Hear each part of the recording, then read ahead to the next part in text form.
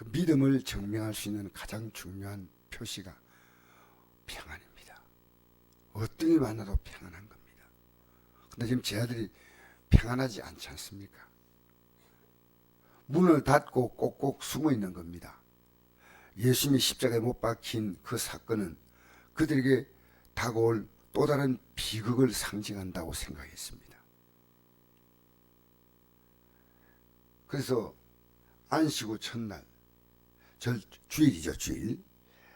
첫날 저녁 때 제 아들이 유대인들 두려워하여 모인 곳에 문을 닫았다 그랬습니다.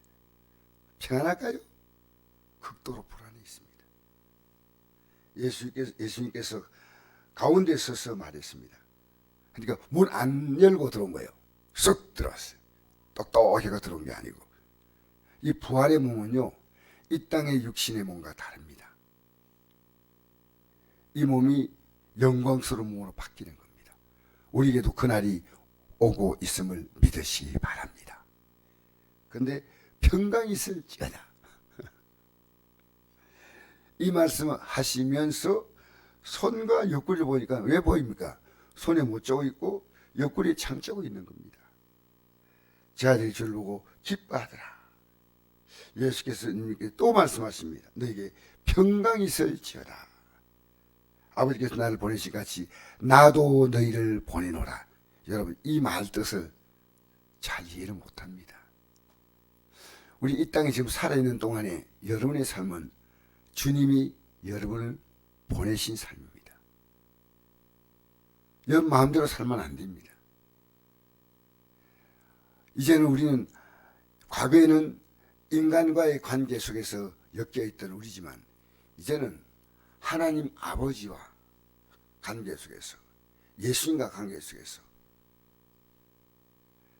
그 뜻을 쫓아서 행하는 겁니다. 우리 가운데 누군지 자기 일에 사는 자도 없고 자기 일에 죽는 자도 없도다. 우리가 살아도 주를 살고 죽어도 주를 죽나니 그러므로 우리가 사나 죽으나 주의 것이다. 여러분을 가볍게 보지 마십시오.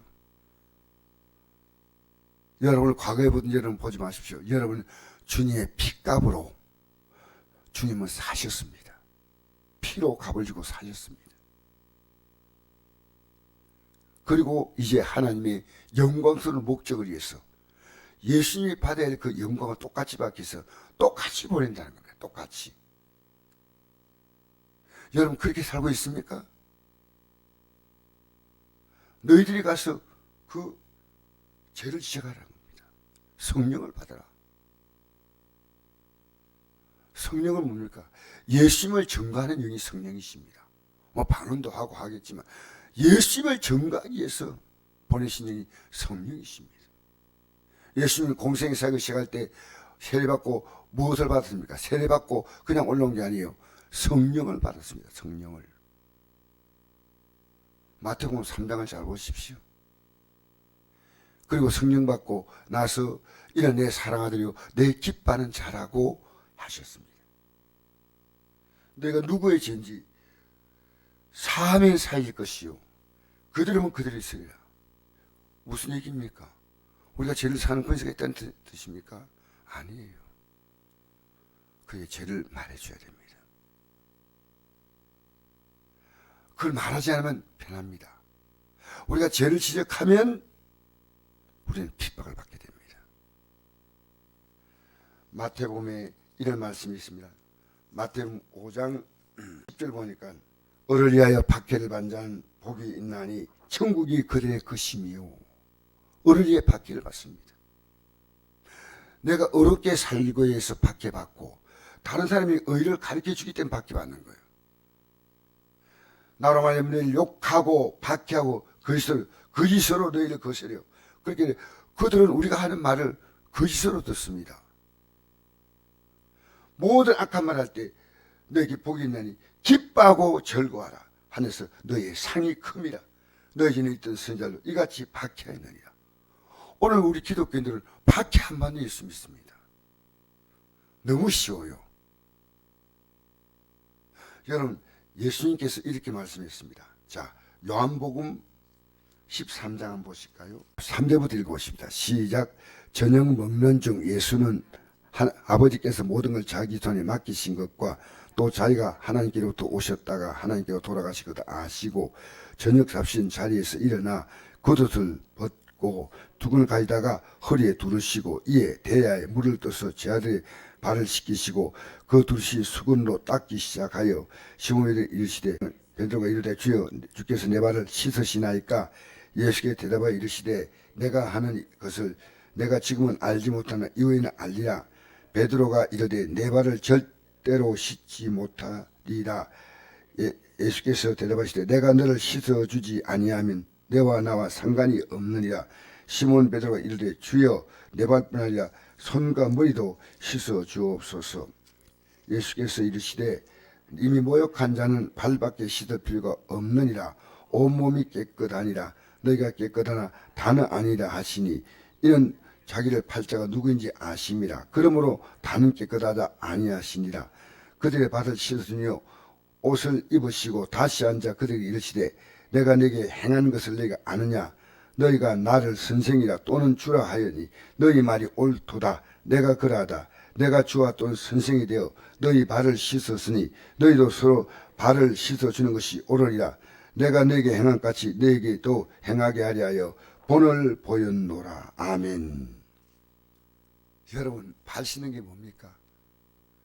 오늘 우리는요 이 세상에 나가서 모욕하지 못한 자에게 말하면, 예수님 당시에는 12 가운데 모욕하지 못한 자가 있죠. 누굽니까? 가룟자죠. 예수님의 십자가 사역, 예수님이 땅에 오신 목적을 전혀 몰랐습니다. 그리고 다른 자들은 알고 회개했습니다. 근데 회개한 자는 발을 씻어야 돼요. 매일 발을 씻어. 오늘 우리는요 남의 죄를 지적하지 않습니다. 이거 너무나 남이 불편하게 생각하는 겁니다. 내 가족들의 죄를 말해줘야 됩니다.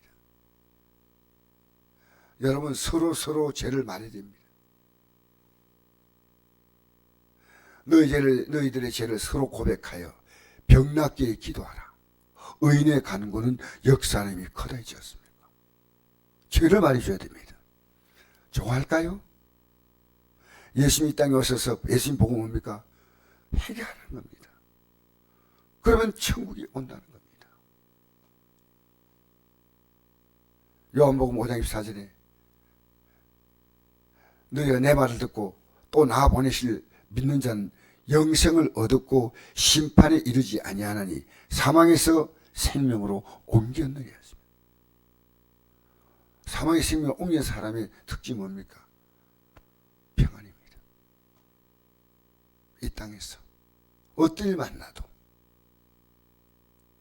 여러분, 우리가 오늘 정말 힘든 것 가운데 하나가 이겁니다. 성도들이 왜 우리 교회 생활합니까? 서로의 죄를 아주 온유한 마음으로 지적해 줘야 됩니다. 왜 입을 닫고 있습니까? 목회자도 여러분 예가 아닙니다. 여러분이 목회자에게 조용히 찾아와서 이해해야 됩니다. 그러지 마십시오, 목사님.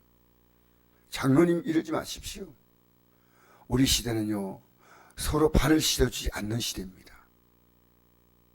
주님은 우리가 발을 씻어주지 않는 일을 한다면 박해를 받을 이유가 없습니다. 예수님은 복 받는다고요? 맞지요. 그 모든 복의 기초가 십자가의 공로입니다. 회개해야 받는. 지금 잘못 가고 있습니다. 얘기해 줘야 됩니다. 여러분, 우리 시대 때요 이 말하는 게 너무너무 힘들어요. 자녀가 이 말을 좋아할까요? 우리는 죄를 알고도 말하지 아니하면, 에스겔서 3장 17절 이하에 보니까 너희가 악인의 죄를 말하지 아니하면 하나님이 너에게 그거 묻겠다. 어제까지 어렵게 사는 의인이 오늘 불의를 행하면 그 죄를 말하지 아니하면 그 의인은 죄 가운데 죽는다. 근데 그 죄를 너에게 묻겠다.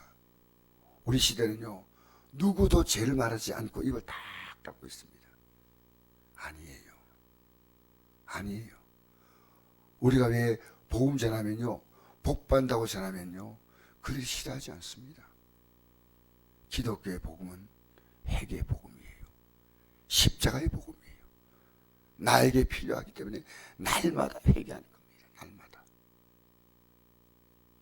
어제 제가 장로교 목사님이 저희 교회를 오셔서 기도하고 가신데, 대구에서 오신 목사님이신데 여기 우연히 들러가지고 알고 보니까 요 가까운 데 있는 장로교 출신이었고, 제가 개척을 시작할 때 그때 청년이었다 그래요.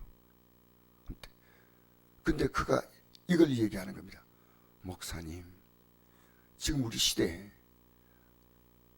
예수 믿고 예배당에 나온다 이렇게 하면 구원받는다는데 회개가 없습니다. 자기가 성경을 읽으면서 새롭게 깨달았다는 거예요. 지금 장로교가 잘못 가고 있다는 겁니다. 그냥 예배당에 나오고서 예수 믿으면 구원받는다는데 그게 아니고 날마다 회개. 내인데 그분 나보다 젊으신 분인데 그 말씀을 하시더라고요. 내가 이 목사님에게 고맙습니다. 복음을 바로 알고 있군요. 우리는 오늘 수많은 사람 만나도 침묵하는 겁니다. 지혜롭게 말해줘야 됩니다. 가족들에게, 남편에게, 아내에게, 만나는 분들에게. 우리는 이 일에서 파송받은 자입니다. 예수님을 하나님 보내셔서 십자가의 도를 우리에게 전하는 거죠. 우리도 이 십자가의 도를 전해야 됩니다. 얼마나 여러분 우리가 귀한 사명 같은지 모릅니다. 여러분, 오늘 침묵은, 그리스도인은 침묵하면 하나님이 기뻐하지 않습니다. 내가 사람들 앞에 나를 부끄러워하면 나도 하나님 앞에 너를 부끄러워한 데 있습니다. 우리는 이 복음으로 사셔야 됩니다.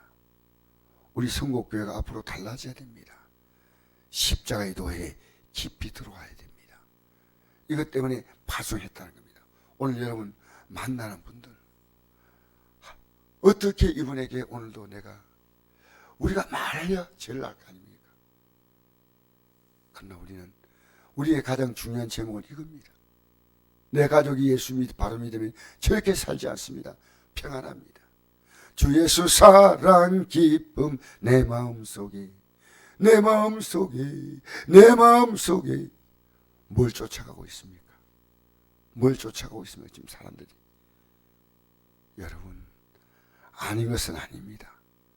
언젠가는 돌아서겠지. 하지만 지금 말해줄 수 있으면 말해주십시오. 여러분, 바로 예수님은 십자가에 못 박혀 돌아가실 때 이것을 실제로 인정한 제자는 120밖에 없습니다. 500명이 일시에 부활을 말했지만 그들은 다 집으로 가고 380명은 120명만 다락방에 모여서 기도했잖아요. 그리고 그 소식을 나가서 전했습니다. 여러분, 오늘 우리는요, 나만 믿는 믿음이 아니에요. 이러면 얼마나 편할까요?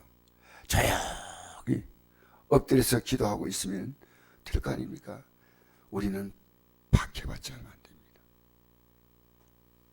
우리가 주를 위해서 모든 것을 따랐나이다.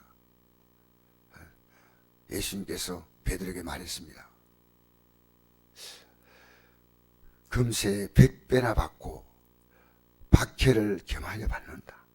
100배나 복을 받지만 박해를 겸한다. 여러분의 지금 신앙생활 박해가 있습니까? 그게 좁은 길이에요. 박해 없는 것은 여러분이 이 복음을 전하지 않고 있다는 겁니다. 내가 전도한다는 이 목적이 아니에요. 우리 성도끼리 우리 구역 예배 드리면 이 내용을 말해줘야 됩니다.